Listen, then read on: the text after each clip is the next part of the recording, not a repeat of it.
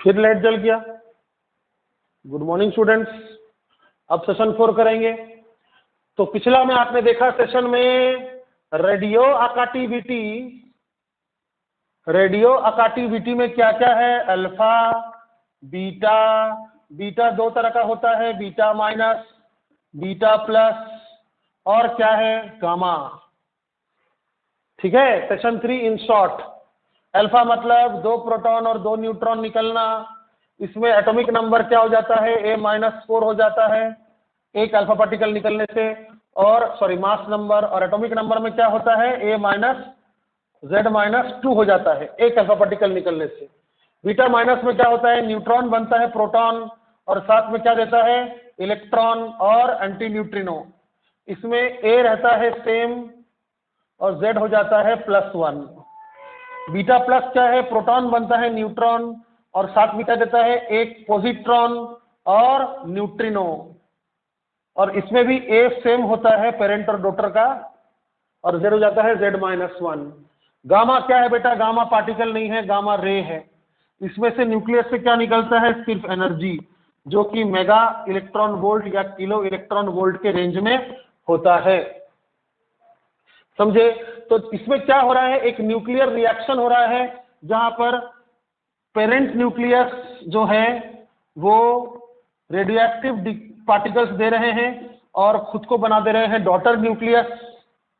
समझे? Daughter nucleus जिसका mass number कुछ और है, एटॉमिक नंबर कुछ और है, और साथ में मिलता है energy known as Q।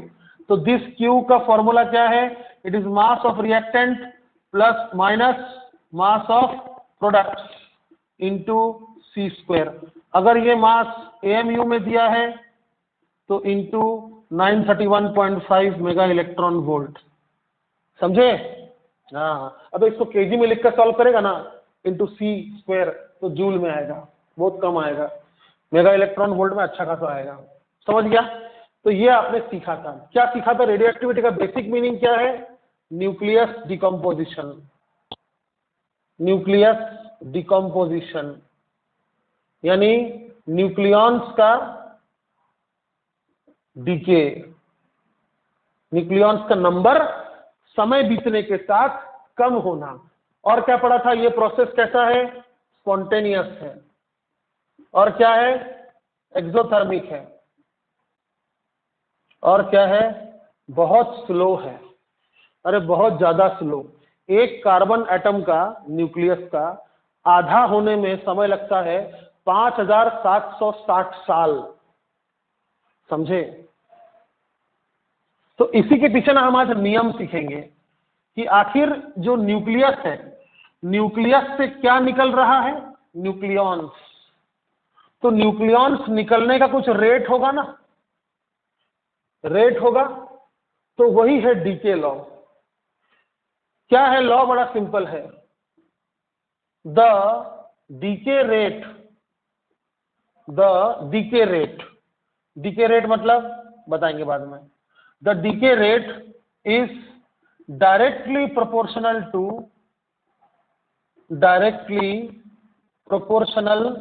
to present number of nucleons,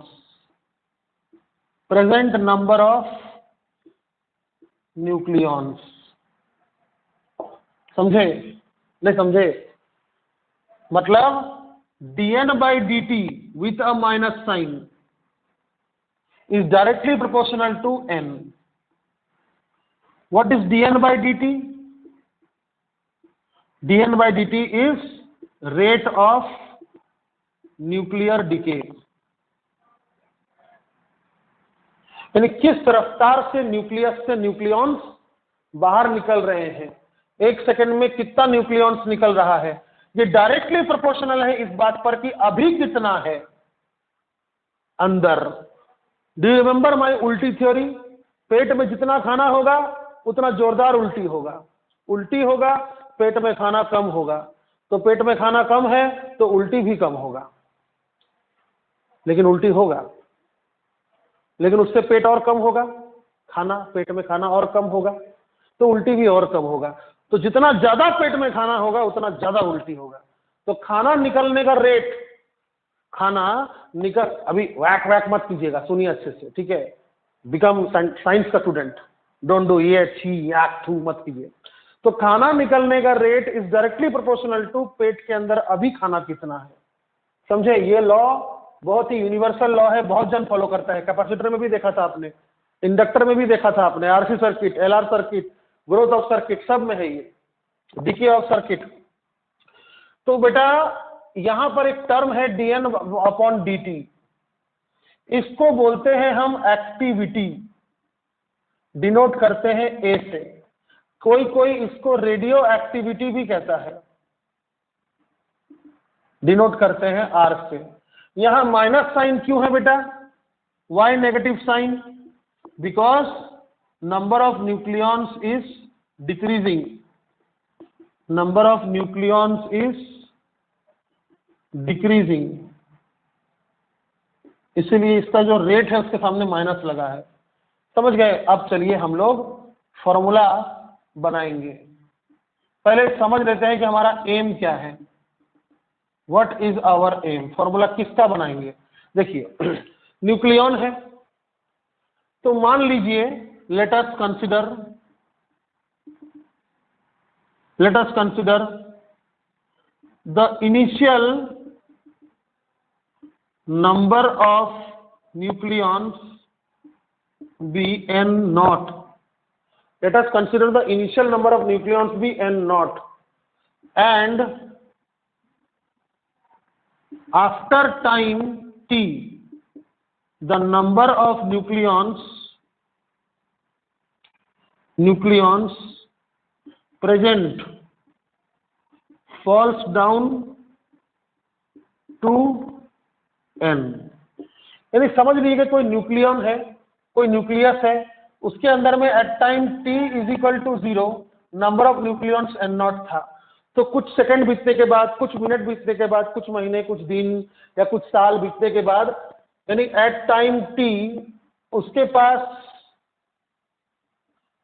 पास कितने न्यूक्लियॉन्स बचेंगे, कितने निकल जाएंगे नहीं, कितने बचेंगे का इक्वेशन हमें फाइंड करना है। यानी हमें क्या फाइंड करना है, n as a function of time, ये हमारा एम है। तो बड़ा ही सिंपल सा डेरिवेशन है, देखिए हम इस डीके लॉ को यूज करेंगे, इतने में हो जाएगा, टेंशन मत लीजिए। We will use the decay law. What it is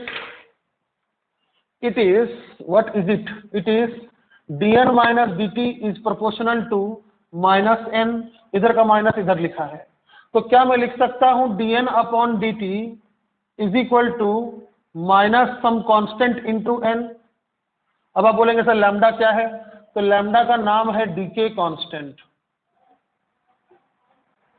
it varies with type of nucleon, मतलब it varies with nucleus elements, यानी हर एलिमेंट का अलग अलग डीके कांस्टेंट होता है। अब इसका डेफिनेशन मैं आपको बाद बताऊंगा, अभी नहीं, आगे चलो देखते हैं। ये dn है, dn, तो dn के नीचे n का फंक्शन रहे अच्छा रहेगा, तो dn अपॉन n, ये n इधर आ गया, और माइनस लैम्डा dt को उधर ढकेल दीजिए, हो गया। फिर हम क्या करेंगे, दोनों साइड इंटीग्रेट कर देंगे, इंटीग्रेट।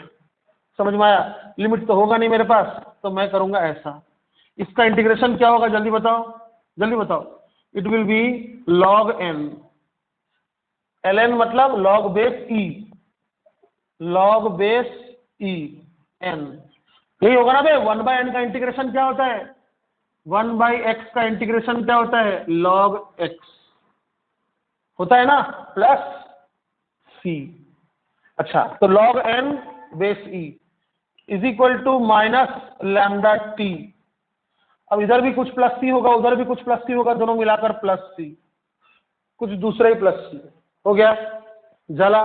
अब हम इस सी को पता करेंगे कैसे, हमारे पास इक्वेशन किसका है, एम का, किसके रेस्पेक्ट में, टाइम के रेस्पेक्ट में। तो क्या हमारे पास कोई ऐसा टाइम है जिसके लिए हमें एन पता हो, हाँ है, इनिशियल वाला, at time T is equal to 0 N is N naught, ये तो कांस्टेंट हो गया ना, तो हम लिखेंगे ऐसा, at time t is equal to 0 n कितना था, n नॉट था, तो इसके जगह 0 लिखेंगे, इसके जगह n नॉट लिखेंगे। तो log n not base E is equal to minus lambda into 0 plus C. तो c कितना मिला? c मिला log ऑफ n नॉट। अब इस वैल्यू को यहां पर पुट कर देंगे, बस 2 लाइन और। Now log of n base E is equal to minus lambda T plus log of n not base E हो गया। अब ये अगर इधर आएगा तो क्या होगा? log n minus log n not.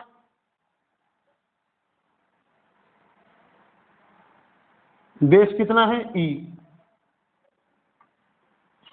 ये माइनस को छेड़छाड़ नहीं करेगा, let it be like this minus. तो log a minus log b क्या होता है? log a by B. क्या सर आप बोले हो जाएगा? अभी देखो ना इधर शांति से। तो log n upon n naught हो जाएगा, base e is equal to minus lambda T. बहुत पहले तुमको सिखाया था मैंने कि log x base a is equal to अगर b है तो इसका मीनिंग क्या होता है? a का power answer is equal to question, मतलब a का power b is equal to x। यही होता है ना log का मीनिंग। तो e बेस है यहां पर, तो क्या हो जाएगा? e का power minus lambda T, e का power minus lambda t is equal to n upon n nought. मिल गया रे। n इज इक्वल टू क्या हो जाएगा? n not into e to the power minus lambda t. यानी number of nucleons decreases exponentially.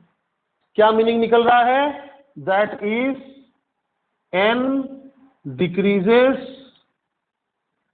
Exponentially. समझा? यानी n और n नॉट का अगर मैंने ग्राफ बनाया, n और n नॉट का ग्राफ बनाया, उसको अगले स्लाइड में बनाते हैं। तो यहां तक आप लिख लो अच्छे से, है ना? डीके लॉ क्या है? The decay rate is directly proportional to the present number of nucleons.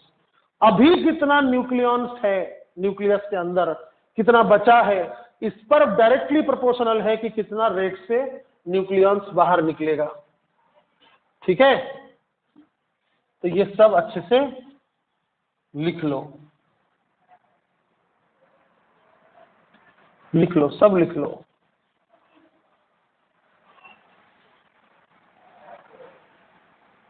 इसको रहने दो, ये पूरा लिख लो, अच्छे से लिख लो, सब लिख लो।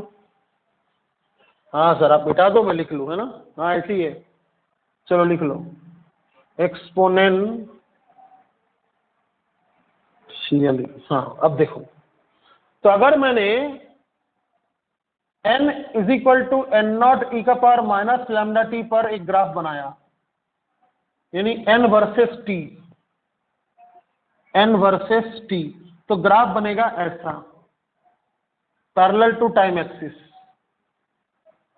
समझे? ये क्या होगा? n not.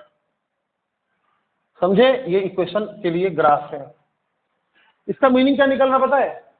कि initially at time t is equal to 0 number of nucleons n naught है, तो कितने टाइम में नंबर ऑफ न्यूक्लियॉन्स 0 हो जाएगा? इनफाइनाइट टाइम में। At time t is equal to infinity n will be equal to 0।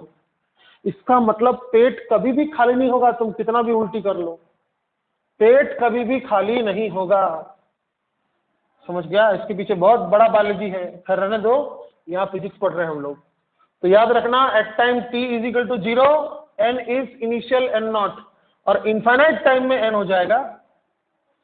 समझ गया? बात को समझ गया? ठीक है।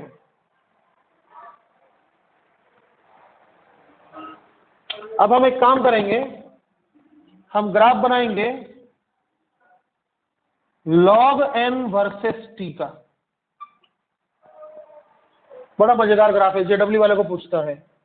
कैसे? देखो तुम्हारे पास ये फॉर्मूला है log के टर्म्स में, इसको अच्छे से लिखो। इसके एक स्टेप पहले क्या था? log n is equal to minus lambda T plus log n naught, ऐसा था ना? इसके एक स्टेप पहले ऐसा था ना? हाँ, तो इसको मान लो y, क्योंकि y एक्सिस में log n है। इसको मान लो x, तो ये बन जाएगा स्लोप माइनस mx यानी नेगेटिव स्लोप का लाइन बनेगा, और y इंटरसेप्ट कितना होगा, log n नॉट। तो ग्राफ बनेगा स्ट्रेट लाइन, यानी ऐसा। कैसा बनेगा रे, at time t is equal to 0, हाँ ऐसा बनेगा नेगेटिव स्लोप का, ऐसा। अब ये कौन सा होगा, at time t is equal to 0 कितना होगा, at time t is equal to 0 log n is equal to log n naught. तो n is equal to n naught, यहाँ कितना होगा, log n नॉट। समझ में आया, हाँ यही है ना y इंटरसेप्ट, बराबर। और ये कौन सा टाइम है, जब log n 0 हो गया है, log n 0, वो तो कभी होगा ही नहीं। तो इस लाइन को ना ऐसे ही रखना, बस यही तक रखना। तो ये तुम्हारा कौन सा फंक्शन है, log n is equal to minus lambda T plus log n naught. समझा ना। अबे log x 0 होता है कभी, क्या होता है, नहीं होता ना, अनडिफाइंड है ना, इसलिए इसको यहां टच नहीं करने का, हो गया। तो ये दो चीज याद रखना। अब तुमको बताएंगे हम कि लैम्डा क्या है। चलो, तो टॉपिक का नाम क्या होगा, टॉपिक का नाम होगा डीके कांस्टेंट, यानी लैम्डा। ये ग्राफ दोनों लिख लो अच्छे से, दोनों ग्राफ इंपॉर्टेंट है, याद रखना, ठीक है। डीके कांस्टेंट, इसका मीनिंग बड़ा सिंपल है, देखना। इसका मीनिंग है, it is that value of reciprocal of time, यानी वो उस समय का रेसिप्रोकल वैल्यू है, कौन, लैम्डा। लैम्डा का डायमेंशन क्या है मालूम है, t-1, फ्रीक्वेंसी जैसा है। तो it is that value of reciprocal of time at which a nucleus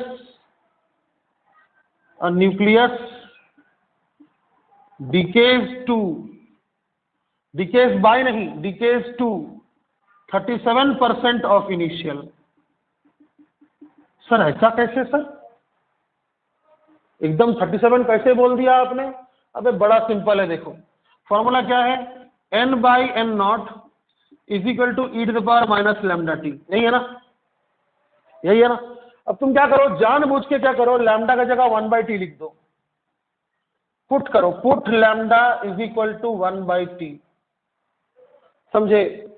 तो क्या आएगा, n by N naught is equal to E to the power minus 1/t into T, T cut गया, तो n by N naught is equal to E to the power -1 मतलब 1/e।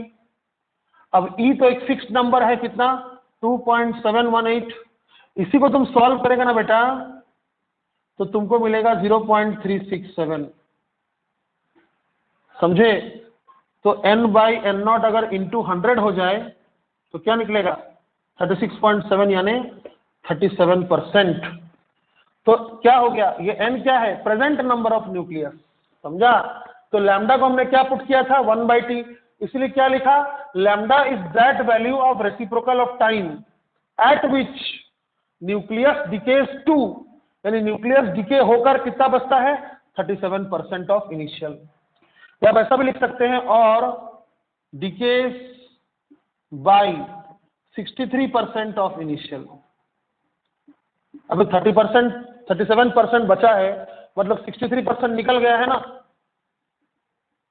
समझा। ये भी लिख सकता है, डिकेज टू 37% ऑफ इनिशियल या डिकेज बाई 63% ऑफ इनिशियल, समझा, समझ गया। तो ये जो प्रॉपर्टी है ना कि 37% डिक्रीज होकर कब बचेगा, ये अलग अलग एलिमेंट का अलग अलग है, समझे। Now how to calculate lambda, totally experimental, totally experimental. उसके लिए आपको एक नया टॉपिक पढ़ना होगा, वो है हाफ लाइफ, आधी जिंदगी, आधी जिंदगी। आधी जिंदगी, समझ गए होंगे आप। आधी जिंदगी मतलब न्यूक्लियस डिके होते होते आधा लाइफ। न्यूक्लियस डिके होते होते न्यूक्लियस के अंदर में आधे नंबर ऑफ न्यूक्लियॉन्स कब बचेंगे? इनिशियल से आधे, यानी हाफ लाइफ का मीनिंग क्या हो गया? n is equal to N naught by to.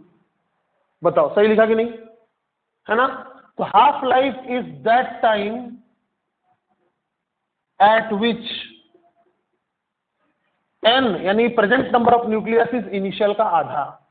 तो हाफ लाइफ को हम डिनोट कैसे करते हैं? ऐसा, कैपिटल टी और सफिक्स में लिखते हैं आधा, हाफ, टी हाफ। तो हमें ना सब एलिमेंट का ना लगभग लगभग टी हाफ पता होता है। तो हम ना पता कर सकते हैं, अगर हमको टी हाफ पता है तो हम लैम्डा पता कर सकते हैं, डीके कांस्टेंट पता कर सकते हैं। आइए देखते हैं कैसे। Relation between lambda and t half. इन अगर आपको लैम्डा पता है तो आपको टी हाफ पता चल जाएगा, या वाइस वर्सा। तो करना क्या है, देखो तुम वही क्वेश्चन दोबारा लिखो, log n upon N naught is equal to minus lambda T. यही आया था ना, यही आया था ना? हाँ, अबे इस इक्वेशन से पहले क्या आया था? यही आया था ना? हाँ, तो मैं क्या बोल रहा हूं, अगर ये समय की जगह टी हाफ लिख दिया जाए तो मैं n बाई एन नॉट की जगह 1/2 लिख सकता हूं। n बाई एन नॉट की जगह मैं 1/2 लिख सकता हूं, है कि नहीं? तो log ऑफ बेस ई है, हाँ, 1/2 is equal to minus lambda T की जगह टी हाफ। क्या समझे? नहीं समझे? अरे यार समझ गए, मुझे पता है। At T is equal to T half, n by N naught कितना होता है? हाफ, आधी जिंदगी। तो बस हो गया झला। तो मैं क्या बोल रहा हूं, ये माइनस को मैं यहां लिख सकता हूं क्या? इधर log ऑफ 1/2। अबे ये माइनस को इधर नहीं लिख सकता क्या? हाँ लिख सकता हूं। अब ये माइनस क्या हो जाएगा? 1/2 का पावर -1 हो जाएगा। 1/2 का पावर -1 हो जाएगा। बेस ई है, भूलना मत। तो 1/2 का पावर -1 मतलब क्या? 2। समझ गया?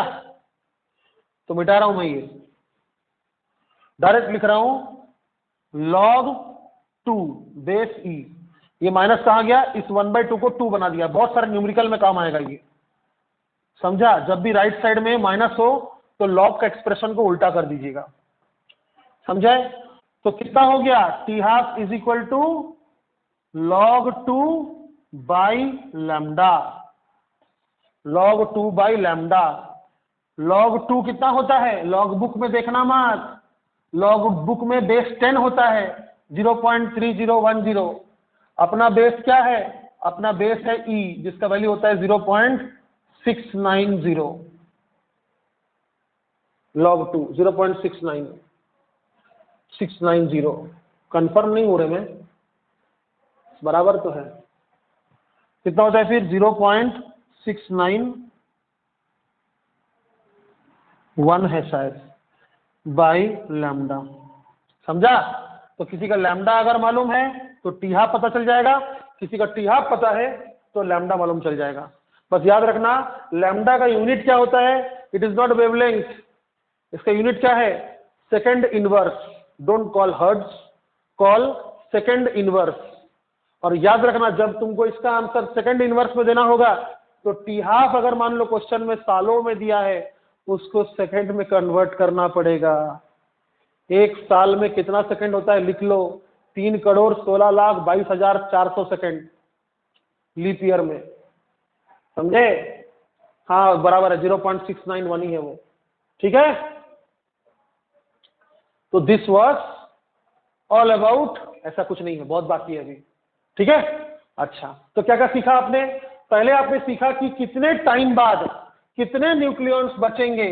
तो formula is n is equal to n naught e to the power minus lambda T, या फिर log of n upon n not base E is equal to minus lambda T. और क्या सीखा? आपने सीखा कि लैम्डा वो रेसिप्रोकल ऑफ टाइम है जिसमें n/n0 कितना होता है 37% होता है। और क्या सीखा आपने कि t हाफ जो होता है आधी जिंदगी इट इज 0.691 बाई लैम्डा। ये 3 चीज सीखा आपने। अभी इसके बाद आपको 2 चीज और पढ़ना है, समझे। एक चीज तो अभी पढ़ा दूंगा तुरंत, क्या याद है मैंने आपको बोला था कि dn/dt is known as activity. थोड़ा सोचिए आप, एक्टिविटी कैसा वर्ड है, एडजेक्टिव टाइप का है ना, एक्टिविटी एडवर्ब टाइप का है, एडवर्ब, इट इज क्रिया विशेषण, यानी how active a nucleus is, how active a nucleus is, यानी धड़ धड़ धड़ धड़ धड़ धड़ धड़ धड़ न्यूक्लियस निकल रहा कि धड़ धड़ धड़ धड़ धड़ धड़, यानी कितना जल्दी न्यूक्लियस निकल रहा इज डिसाइडेड बाय एक्टिविटी। तो हमारे पास ये समझना चाहिए हमको कि मैंने आपको क्या बोला था, पेट में जितना खाना होगा उतना जोरदार उल्टी होगा, उल्टी होगा पेट में खाना कम होगा तो उल्टी भी कम होगा, फिर पेट में और खाना कम होगा तो उल्टी और कम होगा। तो ऐसी बात है कि कितना उल्टी हो रहा है इज डायरेक्टली प्रोपोर्शनल टू पेट के अंदर खाना कितना है, बराबर है। तो इसका मतलब क्या है, उल्टी करने का जो रफ्तार है अगर उसको आप एक्टिविटी कहते हैं तो आप क्या देख रहे हैं कि समय बीतने के साथ एक्टिविटी भी कम हो रहा है। कुछ गलत बोला मैंने, कुछ गलत बोला मैंने। अभी तक जो आपने पढ़ा उसमें क्या देखा कि number of nucleons exponentially decrease हो रहे हैं। अब आपको पता करना है कि समय बीतने पर एक्टिविटी का क्या रिलेशन है, यानी एक्टिविटी कैसे होगा। बहुत सिंपल है, देखो ये सब कुछ लिख लो अच्छे से, डीके कांस्टेंट कांस्टेंट ये सब लिख लो, हाफ लाइफ, घबराओ मत, टेंशन नहीं लेने का। अब पढ़ाई का हिस्सा है, ये सब पढ़ना तो पड़ेगा तुमको, खास करके नीट वालों को। अंश अंश सो रहा है क्या, सुनना है कि नहीं, नीट क्लियर करना है तुमको नीट क्लियर करना है, याद रखना, कसम खाया है तुमने। तो बेटा एक्टिविटी ए या फिर आर जो बोलना है बोलिए, इसका मीनिंग क्या है, dn/dt। आइए इसका फॉर्मूला देखते हैं कैसे होगा, बहुत सिंपल है, घबराने का नहीं। टॉपिक का नाम क्या है, एक्टिविटी। हमारा एम क्या है, activity as a function of time पता करना है। टेंशन नहीं लेने का, ऐसे ही आंसर आएगा सेम, n0 की जगह a0, n की जगह a।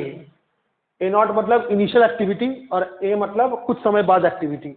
तो ऐसे ही आएगा, देखो कैसे, a is equal to dn/dt है।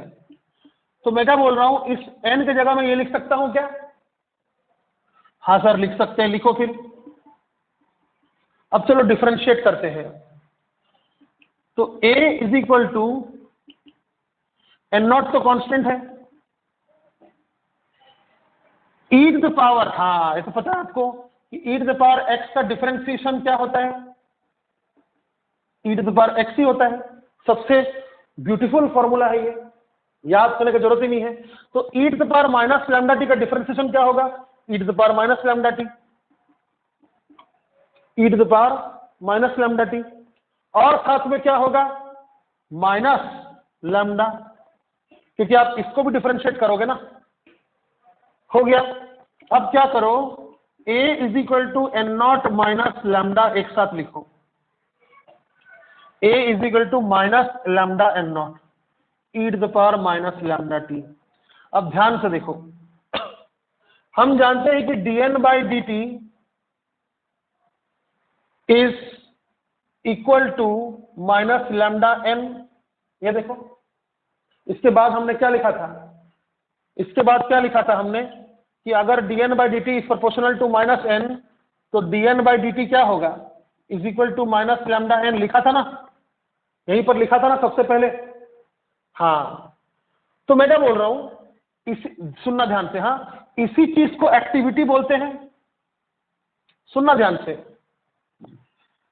यहां पर यही क्या है, एक्टिविटी है, वेयर dn/dt इज एक्टिविटी। तो क्या मैं लिख सकता हूं, a is equal to minus lambda n, यही एक्टिविटी है ना, एक्टिविटी यही है ना।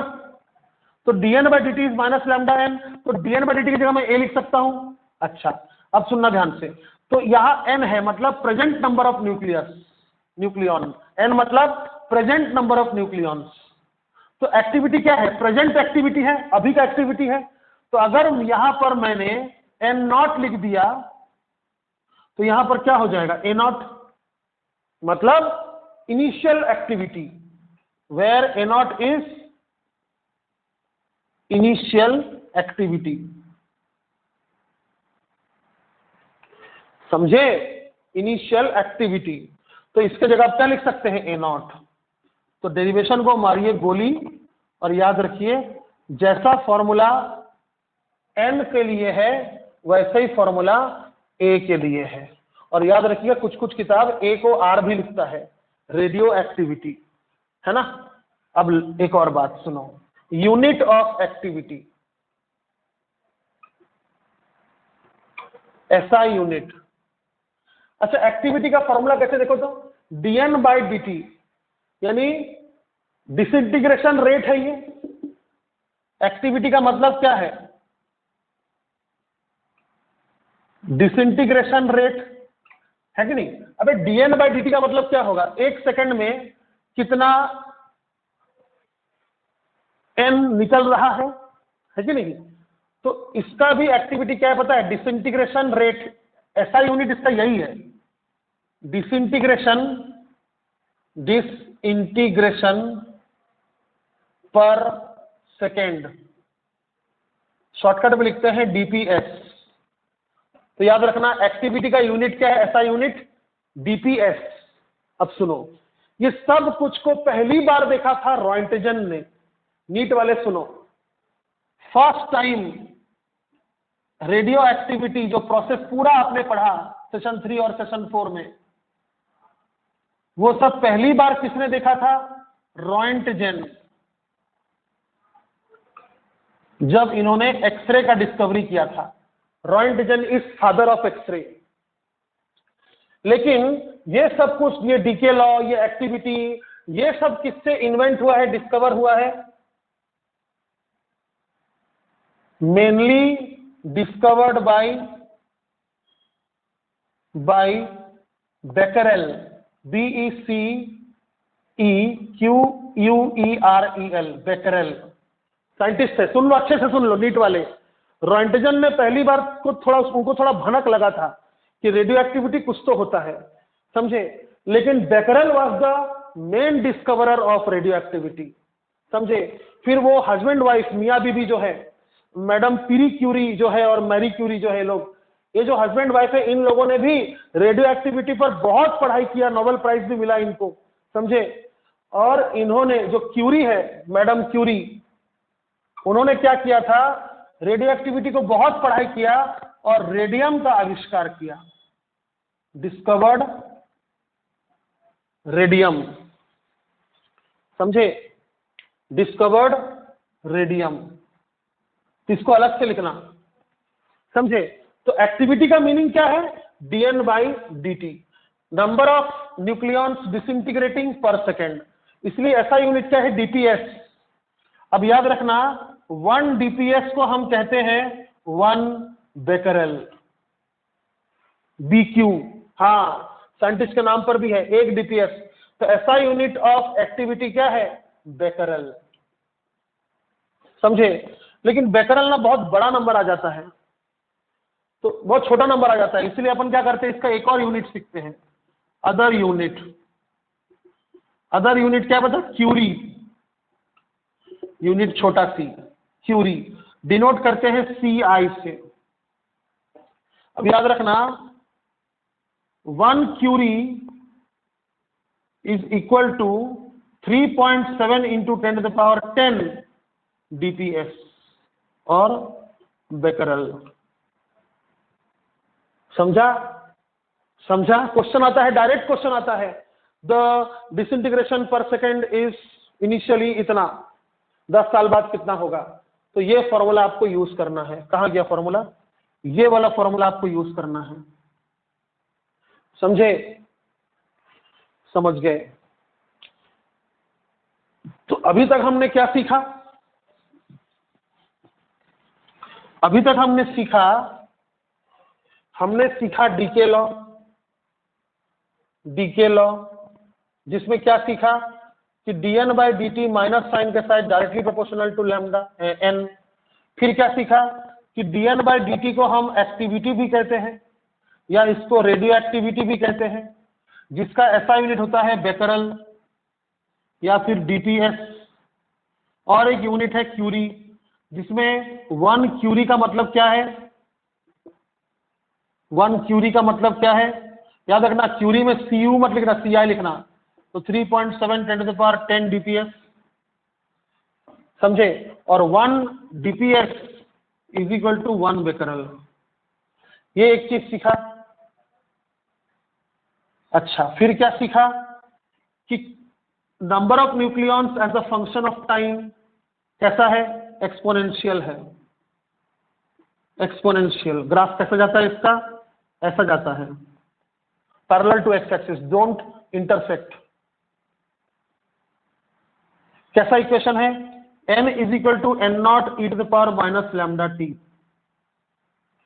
और एक इक्वेशन कैसा है इसका, log of n upon N naught is equal to minus lambda t. इसका ग्राफ कैसा बनता है, नेगेटिव स्लोप स्ट्रेट लाइन। और ये क्या है, log ऑफ एन नॉट है। ये स्लोप कितना है, स्लोप ये सब काम आता है बेटा, स्लोप कितना है इसमें, माइनस लैम्डा। समझ गए। और क्या सीखा, एक्टिविटी का फॉर्मूला भी वैसा ही है, a to the power a is equal to a naught e to the power minus lambda t. क्या हम बोल सकते हैं इसमें भी ये फॉर्मूला आ जाएगा, log of a by a naught base e is equal to minus lambda t. तो इन दोनों का ग्राफ भी ऐसा होगा, आ रहा समझ में, इसका ग्राफ ऐसा होगा और इसका ग्राफ ऐसा होगा। और क्या सीखा, टी हाफ मतलब आधी जिंदगी, फॉर्मूला क्या है, 0.693। अब याद आया बेटा, वहां पर चेंज कर लेना, 0.691 लिखा था ना, 0.693 बाई लैम्डा। और लैम्डा का मीनिंग क्या है, लैम्डा वो 1/t है जिसमें n अपॉन एन नॉट कितना होता है, 37%। हो गया। अभी बेटा एक और टॉपिक बाकी है, आई एम वेरी सॉरी, एक और टॉपिक बाकी है, और वो क्या है, एवरेज लाइफ। एवरेज लाइफ क्यों पढ़ते हैं इसको हम, एवरेज लाइफ हम क्यों पढ़ते हैं।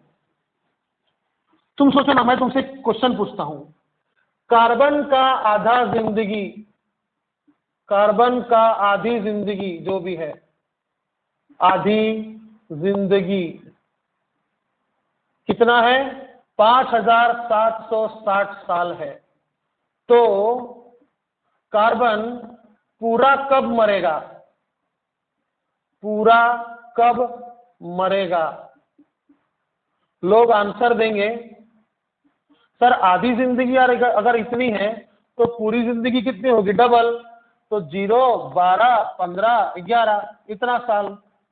गलत, नहीं बेटा गलत, क्योंकि मत भूलो कि पूरा खत्म जिंदगी में नहीं होगा, at time t is equal to infinity वो पूरा खत्म होगा। तो इसीलिए एक एवरेज लाइफ होना चाहिए ना, समझे, एक एवरेज लाइफ होना चाहिए, एवरेज लाइफ या फिर मीन लाइफ, टाउ से डिनोट करते इसको, tau, mean life.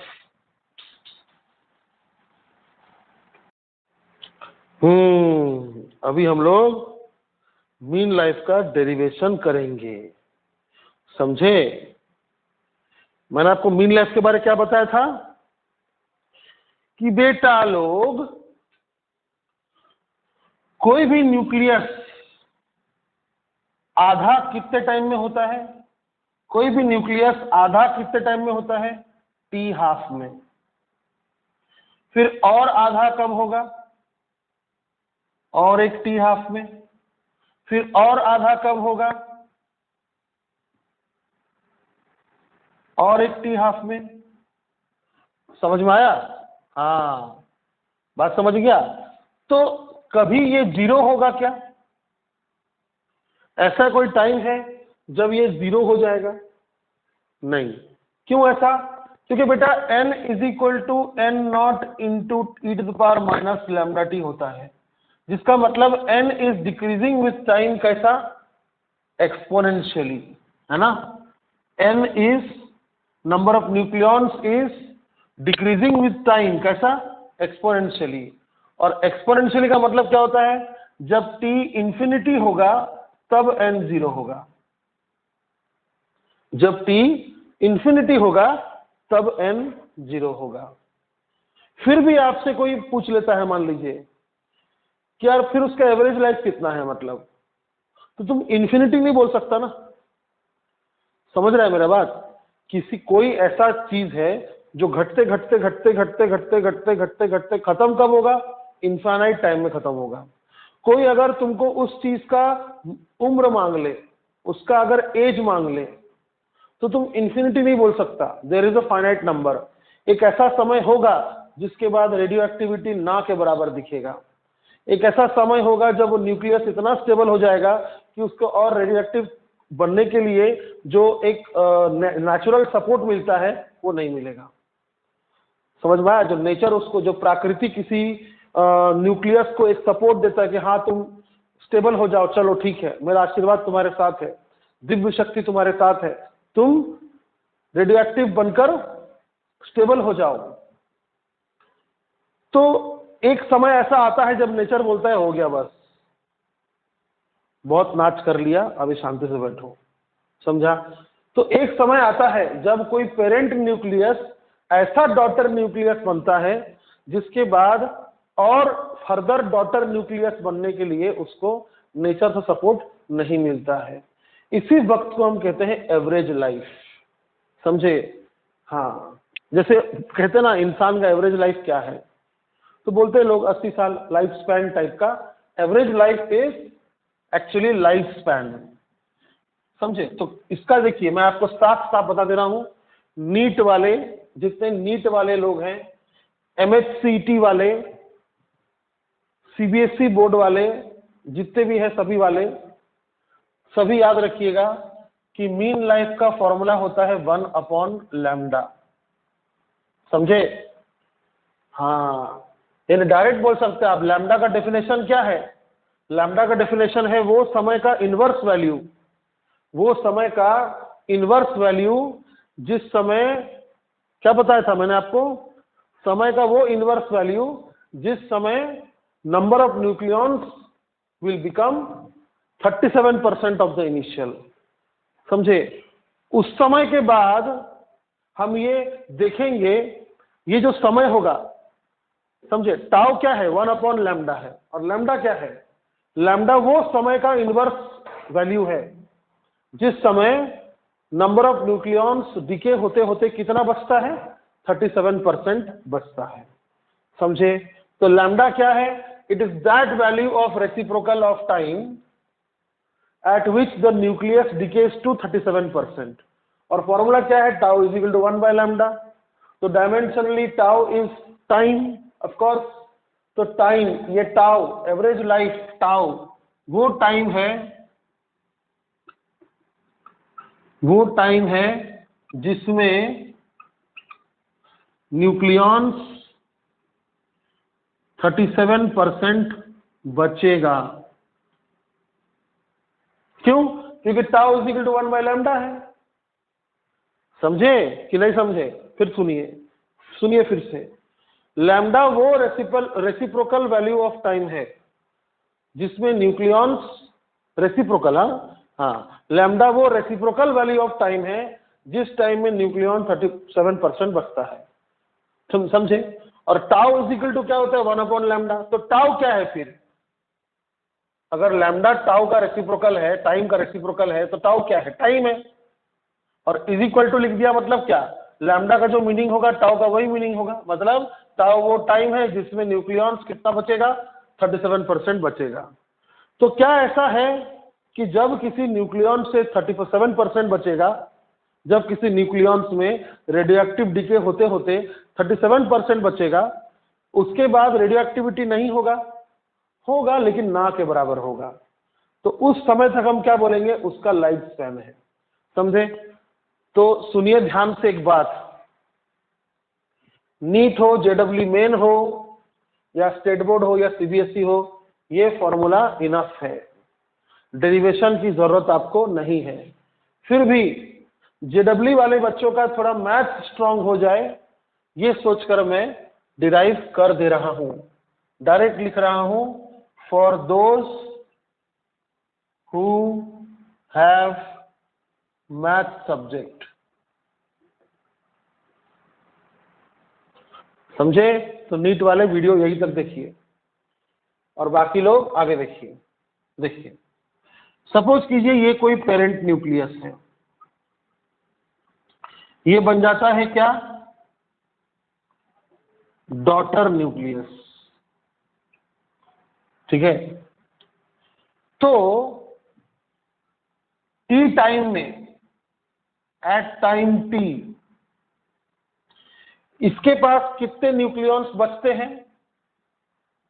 n is equal to N not e to the power minus lambda t. जानते हैं ना आप, टी टाइम के बाद इसके पास कितने न्यूक्लियस बचते हैं?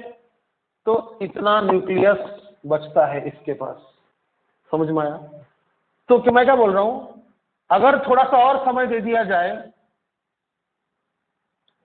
t प्लस डी टी, थोड़ा सा और अगर समय दे दिया जाए, तब कितने न्यूक्लियॉन्स बचेगा? n माइनस डी एन, है कि नहीं?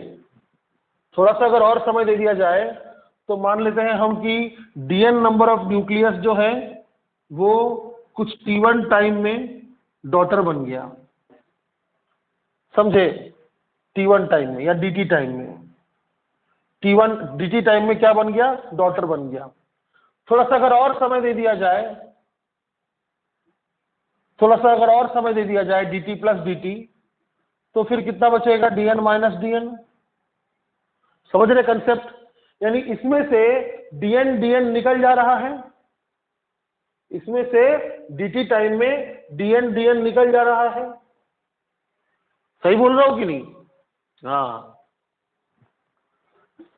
ठीक है। तो कितना होगा dn? यार डिफरेंशिएट कर दो, n naught minus lambda e to the power minus lambda dt। समझे? This is the amount of nucleons, number of nucleons which is decaying from the parent in time dt। तो suppose कीजिए हमने कुछ parent nucleus लिया, कितना? dn, dn parent nucleus लिया। मान लीजिए t1 टाइम में ये डॉटर बन गया, फिर और dn लिया न्यूक्लियस, फिर t2 टाइम में थोड़ा ज्यादा समय लगाया, मान लीजिए ये डॉटर बन गया, एक और dn ले लीजिए आप, ये t3 टाइम में डॉटर बन गया, एंड सो ऑन। समझ में आया? तो एवरेज टाइम का मीनिंग क्या होगा? एवरेज टाइम, एवरेज का मीनिंग क्या होता है? हमारे क्लास में मान लीजिए 14 बच्चे हैं, उन 14 बच्चों का जो एज है वो कुछ 17-18 17-18 17-18 है। तो एवरेज एज क्या होता है? Summation of all the ages upon 14 होता है ना। तो ठीक उसी तरह से इसको कंप्लीटली इस तरह बनने में कितना समय लगेगा?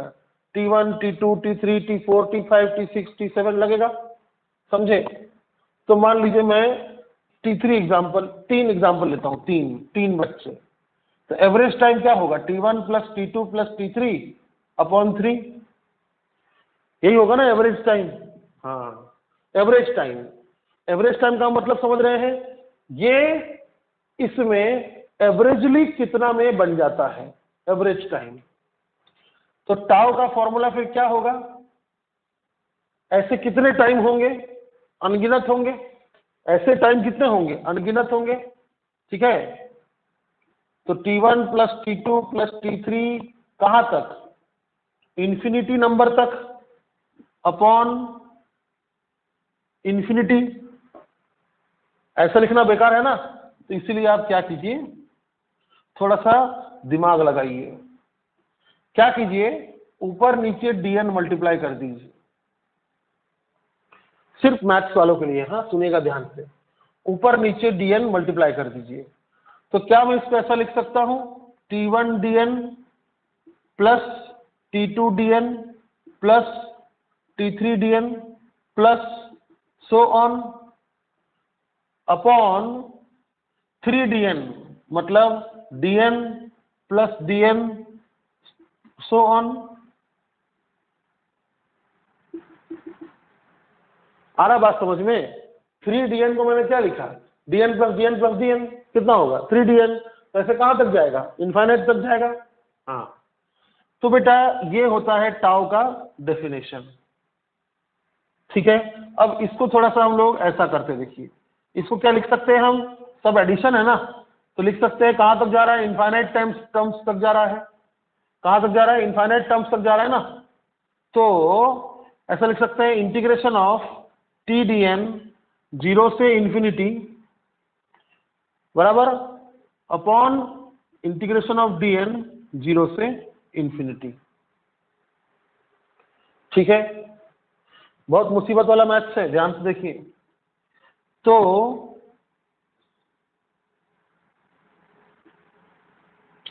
मैं क्या बोल रहा हूं, ये dn की जगह मैं ये लिख सकता हूं minus lambda n not e to the power minus lambda t d t, और यहां नीचे भी लिख सकता हूं minus lambda n not e to the power minus lambda t d t. समझे? अब ये पार्ट तो कैंसिल हो जाएगा, कांस्टेंट है, कैंसिल हो जाएगा ना, क्या बचा ना भाई, tau is equal to infinity 0 से लेकर infinity e to the power minus sorry t into e to the power minus lambda t d t upon integration of e to the power minus lambda t d t. ये है। अभी हम क्या करेंगे, numerator को अलग solve करेंगे, denominator को अलग सॉल्व करेंगे। ठीक है, चलिए पहले हम न्यूमरेटर का उद्धार करते हैं। न्यूमरेटर में दो फंक्शन है, तो क्या होगा, बाय पार्ट्स लग जाएगा। बाय पार्ट्स रूल क्या लगता है, आइलेट। समझे? इसमें कौन कौन है, टी और e to the power minus lambda t. तो टी मतलब एलजेब्रा और e to the power minus lambda t मतलब एक्सपोनेंशियल। तो पहले आएगा एलजेब्रा और फिर आएगा एक्सपोनेंशियल। ठीक है, यानी पहला फंक्शन किसको मानिएगा, एलजेब्रा को, और दूसरा फंक्शन किसको मानिएगा, हाँ ठीक है। तो u हो जाएगा t और v हो जाएगा e to the power minus lambda t. पहला फंक्शन u हो जाएगा t, दूसरा फंक्शन v हो जाएगा e to the power minus lambda t. ठीक है, तो अभी integration of u v dt क्या होगा, बाय पार्ट्स लगाएंगे तो क्या होगा, लिमिट है 0 टू इंफिनिटी। क्या होगा देखिए, इसको कांस्टेंट मानते हैं और इसका इंटीग्रेशन करते हैं,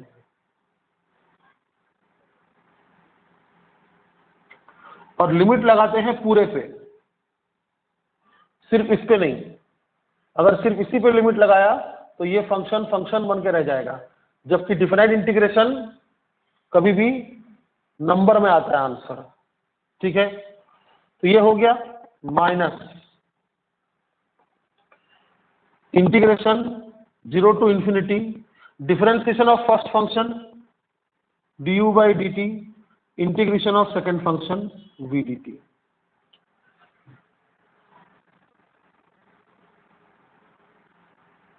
ये मैंने सिर्फ आपको नियम सिखाया, बाय पार्ट्स कैसे करते हैं। पहले फंक्शन को कांस्टेंट मानो, दूसरे को इंटीग्रेट करो और लिमिट ओवरऑल लगाओ, फिर पहले फंक्शन को डिफरेंशिएट करो, दूसरे फंक्शन को इंटीग्रेट करो और जो आएगा उसको पूरा इंटीग्रेट करो और फिर लिमिट लगाओ। तो चलो, पहला फंक्शन t है, दूसरा function e to the power minus lambda t है। ठीक है, हाँ, तो इस तरह लिखते हैं। चलो, तो I is equal to integration of u यानी t बाहर आ जाएगा, integration of v dt, v कौन है, e to the power minus lambda T, e to the power minus lambda t dt limit 0 to infinity minus differentiation of first term dt by dt, integration of second term e to the power minus lambda t dt, और फिर पूरे चीज का integration.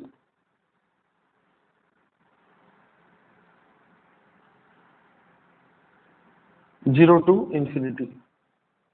समझ रहे हैं आप? पहले फंक्शन का डिफरेंशिएशन, दूसरे फंक्शन का इंटीग्रेशन, और जो आएगा दोनों का प्रोडक्ट का इंटीग्रेशन। ठीक है?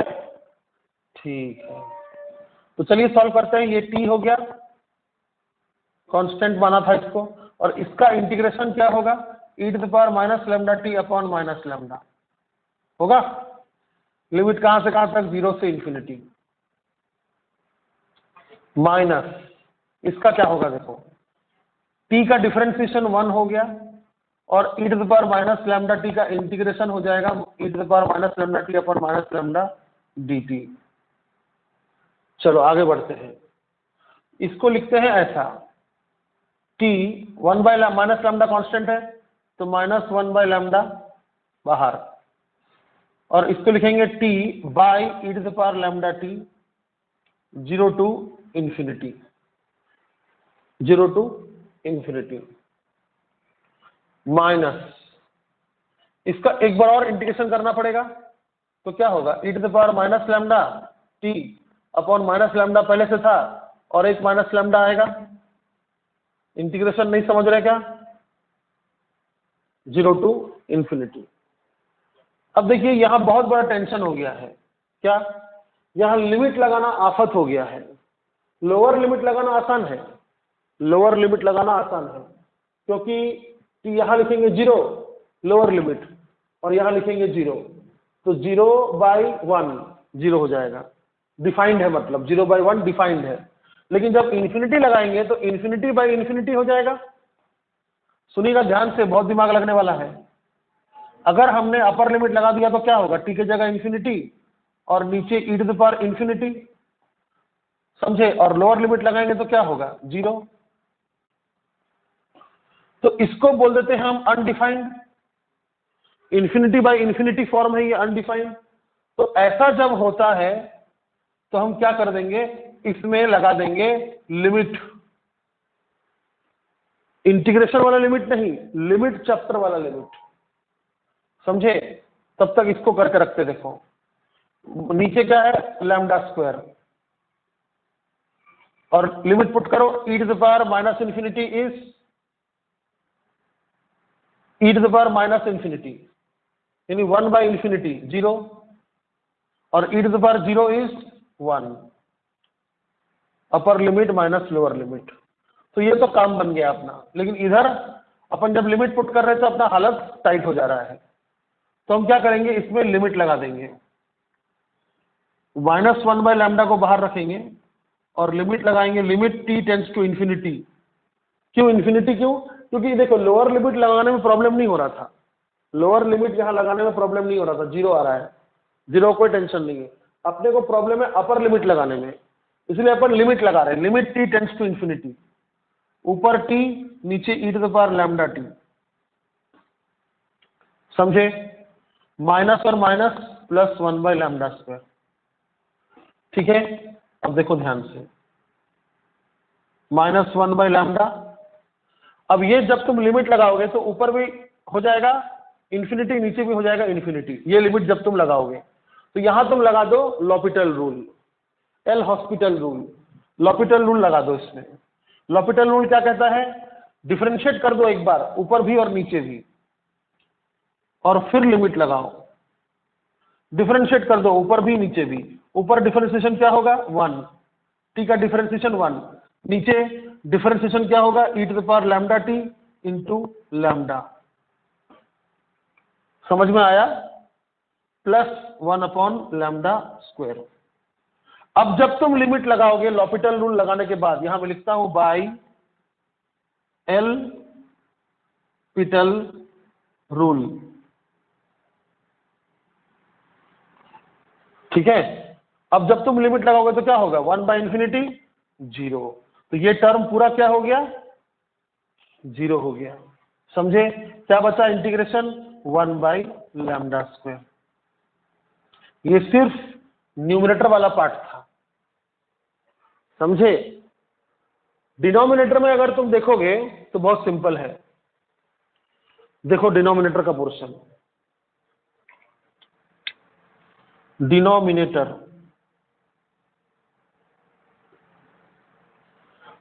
में क्या है? e⁻⁻t का इंटीग्रेशन, तो कितना होगा? e⁻⁻t by -λ। लिमिट्स क्या है? 0 टू इंफिनिटी, समझे? -1/λ, ये कांस्टेंट, इसको बाहर रखो। और हमने लिमिट लगाया था e⁻⁻t पर अगर तुम इंफिनिटी लिखोगे तो 0 होगा, और 0 लिखोगे तो 1 होगा, तो -1 कितना हो गया? 1/λ। तो न्यूमरेटर है 1/λ² और डिनोमिनेटर है 1/λ। तो 1/λ² अपॉन 1/λ कितना हो गया? 1/λ। This is the answer. तो टाउ इज इक्वल टू 1/λ। तो प्लीज सिर्फ जेडब्ल्यू वाले अच्छे से देखें, मैथ स्ट्रॉन्ग करने के लिए। फिजिक्स में इसका कोई काम नहीं है, फिर भी आपको मैंने प्रूव करके दिखा दिया ताकि आपको यकीन हो कि बात को समझना चाहिए आपको कि लैम्डा जो होता है वो उसका मीनिंग क्या होता है। It is that value of reciprocal of time at which the nucleons number decreases down to 37%। और एवरेज लाइफ क्या होता है? ये वो समय है जिसमें हम क्या सोचते थे, थ्योरेटिकली क्या सोचते थे, जिसमें न्यूक्लियॉन्स का नंबर डिक्रीजेस डाउन टू 0। लेकिन आप भूलिए मत कि nucleus decreases down to 0 at time t is equal to infinity, और एवरेज लाइफ का कोई एक पर्टिकुलर वैल्यू होना चाहिए, फाइनाइट वैल्यू होना चाहिए। तो हमने इंटीग्रेट करके देखा तो 1/λ आया। तो बहुत दिलचस्प ये एक रिजल्ट है कि जितना डिके कांस्टेंट होता है उसका रेसिप्रोकल मीन लाइफ होता है। तो नीट वाले, MHCT वाले सिर्फ इतना याद रखिए कि t½ का फॉर्मूला क्या है। छोड़िए ये सब कोई काम का नहीं है बाकी लोगों के लिए। t½ का फॉर्मूला है 0.693/λ और टाउ का फॉर्मूला है 1/λ। समझे? हाँ, तो ये दोनों फॉर्मूला आप याद रखिए। बेटा रेडियो एक्टिविटी अभी खत्म नहीं हुआ है, इसमें प्रॉपरली न्यूमेरिकल्स कर पाने के लिए हम कुछ और देखेंगे, लेकिन अगले सेशन में। समझे? सेशन 4 आपका खत्म हो गया, ठीक है? चलिए बाय बाय।